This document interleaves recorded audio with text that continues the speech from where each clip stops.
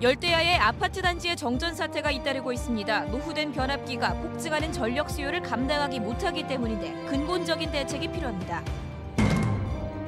같은 지역 내에서도 열섬 현상 때문에 도심과 외곽지 기온이 3도 정도 차이가 나 보다 세부적인 기온 정보 제공이 필요합니다. 요즘 같은 폭염은 특히 사회적 약자들에게는 가혹할 정도입니다. 시민사회단체는 정부가 즉각 폭염 특별재난지구를 선포해야 한다고 주장하고 있습니다. 경찰이 소환 조사에 나서면서 대구 가톨릭대학교 개교 100주년 기념사업 비리 의혹 수사가 속도를 내고 있습니다. 여러분 안녕하십니까? 계속해서 대구 경북 소식입니다. 밤이 되어도 열이 식지 않아 숨막히는 열대야가 계속되는 가운데 이 아파트 단지의 정전 사태가 매일이다시피 잇따르고 있습니다.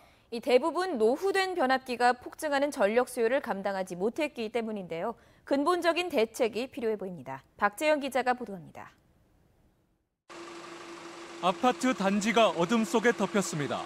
680세대 규모의 이 아파트 단지에 전기 공급이 끊긴 건 어젯밤 10시 40분쯤. 주민들은 냉방기가 멈춰 찜통으로 변한 집에서 뛰쳐나왔습니다. 피해를 구체적으로 제가 알아봤는 건 아닌데 그냥 덥습니다. 더워갖고 지금 어쩔 줄을 모르고 있습니다. 이제. 그제밤 10시쯤 북구 태전동의 한 아파트 단지에도 정전이 일어나 주민들이 고통을 겪었습니다. 집에 하도 덮어갖고 이거 밖에 나와도 쏘고 차에 이제 에어컨 있는 중입니다. 지금 시도 막. 오래된 변압기가 폭증하는 전력 수요를 견디지 못하고 고장나 이 같은 현상이 끊이지 않고 있습니다.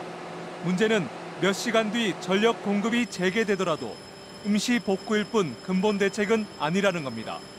낡은 변압기가 오래된 기종이라 새 것으로 교환하는 데 시간이 많이 걸리는 데다 장비 교체와 설비 공사 비용 등이 비싸 엄두를 내기가 어렵습니다.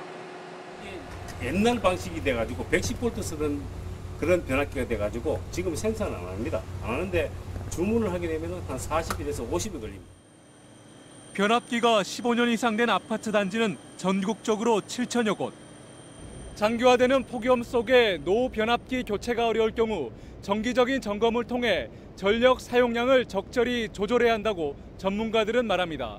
MBC 뉴스 박재영입니다. 계속되는 폭염에 온열 질환뿐 아니라 목숨을 잃는 경우도 잇따르고 있습니다. 특히 쪽방과 고시원에 사는 이른바 주거 빈곤층은 상황이 더욱 심각한데요. 정부가 폭염을 재난으로 선포하고 보다 적극적인 대처를 해야 한다는 주장이 나오고 있습니다. 윤영균 기자가 보도합니다. 저는 지금 대구 중구의 한 쪽방촌에 나와 있습니다. 지금 시각은 오후 2시고요. 이곳 거리의 온도는 36도입니다. 그렇다면 건물 안에 있는 쪽방의 온도는 몇 도인지 직접 한번 재보겠습니다. 창문 하나 있는 좁은 방 안의 온도는 바깥보다 오히려 0.3도 높은 36.3도입니다. 혹시나 해서 적외선 온도계로도 재봤더니 역시 37도로 바깥보다 1도가 더 높습니다. 없는 사람이 살기로는 겨울이 낫다고 봐요. 왜 그런가요? 겨울에는 그래도 방이라도 있으니까. 여름에는 방이라고 있어도 온도가 가니까 오히려 바깥이 낫다고. 환경운동연합과 대구 쪽방 상담소가 지난달 대구의 쪽방 48곳을 조사한 결과 여름을 나기 위해 대부분 선풍기에 의존하고 있습니다.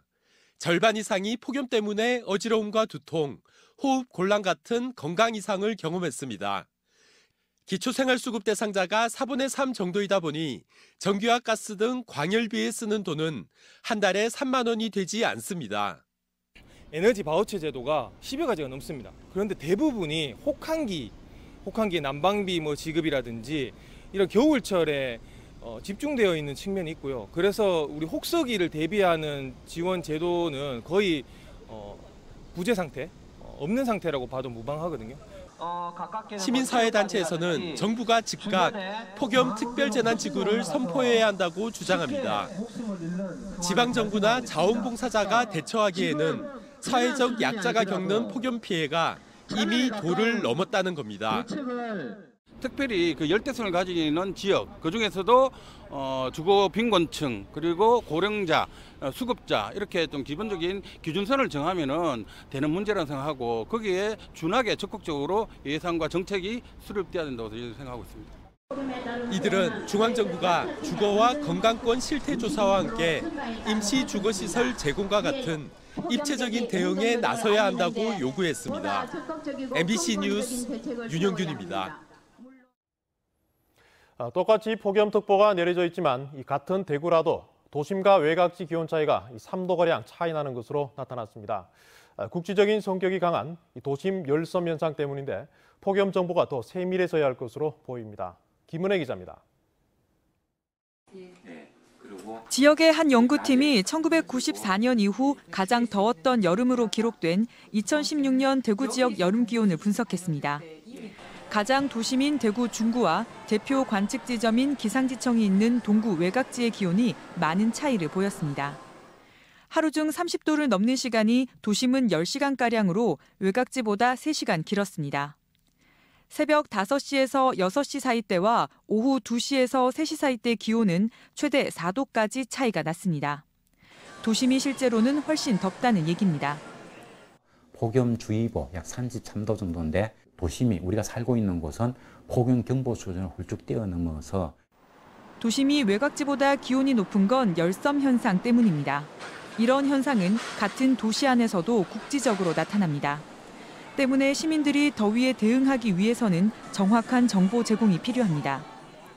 더위의 체감이라고 하는 것은 기온만으로 우리가 결정되는 것이 아니고 거기에 습도라든가 일사량이라든가 이런 다양한 요인들이 합쳐지기 때문에 더위 전문 지수를 갖다가 만들어서 그것으로 적용하는 것이 상당히 효과적입니다. 이렇게 되면 지자체가 해당 지역 특성에 맞게 열을 차단하는 도로 포장재를 쓰거나 옥상 녹화 같은 열 저감 대책을 쓰는 데 도움이 됩니다. 일본에서도 고밀도 관측 시스템을 이용해 도쿄 열섬 현상을 줄였습니다. 기상이변으로 폭염이 일상화되고 있는 만큼 더 정확한 예보와 정보 제공이 필요합니다. MBC 뉴스 김은혜입니다.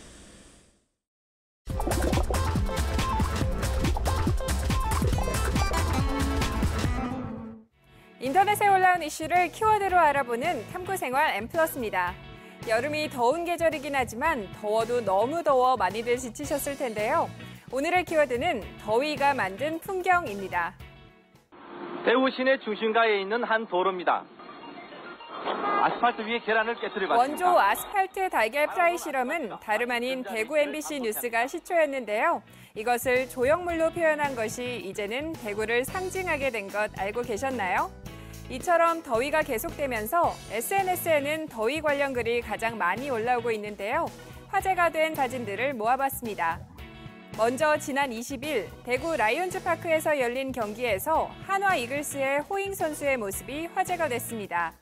대구 더위 문제 없다더니 라는 제목과 함께 텍사스 더위를 겪어봐서 괜찮다고 했던 호잉 선수가 결국 대구 더위를 못 참았는지 큰 얼음 주머니를 머리에 올린 모습인데요. 한 네티즌은 그래도 라팍은 시원한 편 아닌가? 라고 해 대구 사람의 더위 부심을 나타내기도 했습니다. 두 번째 사진입니다. 오페라 하우스 앞 외가리라는 제목의 이 사진은 진짜 외가리로 보이는 새 한 마리가 더위를 피해 도심 건물 안 그늘로 피신한 모습으로 보이는데요. 1,700개가 넘는 댓글과 함께 인증샷까지 올라오면서 일약 스타로 떠오르기도 했습니다. 이 밖에도 대구가 만든 과학 문명이란 내용으로 살수차를 비롯해 클린로드는 물론 최근 동대구역에 설치된 쿨링포그도 화제가 됐고요. 여기에 일반적인 수동 그늘막이 아닌 풍속, 온도, 조도 감지 센서가 부착된 스마트 그늘막도 많은 관심을 보였습니다. 연일 이어지는 무더위에 대해 한 네티즌은 기사마다 폭염이란 표현이 더 지치게 하는 것 같다라고 했는데요. 가볍지 않은 더위지만 자극적이지 않은 표현을 써서 마음만이라도 여유를 가질 수 있길 바라봅니다. 지금까지 탐구생활 M+였습니다. 중복인 오늘 대구와 경북 대부분 지역이 올여름 들어 가장 높은 기온을 기록했습니다. AWS 자동 관측 지점에서는 영천 신령과 대구 달성 40.4도, 경산 하양 40도를 나타냈습니다. 대표 관측 지점에서도 의성이 39.8도로 기상 관측 이래 1942년 대구 40도 이후 두 번째로 높았고 대구 39.2도, 안동 38.8도 등 40도에 육박했습니다. 폭염 피해가 크게 늘고 있습니다. 경상북도에 따르면 온열 질환자는 182명으로 늘었고 지난 19일 김천에서 첫 온열 질환 사망자가 나온 이후 사망자가 4명으로 늘었습니다. 닭 29만 마리, 돼지 2,900마리 등 모두 29만여 마리 가축이 무더위로 폐사했습니다. 농작물도 포도 20.4헥타르를 비롯해 인삼과 참깨, 복숭아 등 모두 31.9헥타르에서 피해가 났습니다. 폭염이 2주 넘게 이어지면서 상주시 낙동면 낙동분기점 인근 중부 내륙고속도로 양평 방향 2개 차로에서 콘크리트 도로가 팽창해 솟아올랐습니다.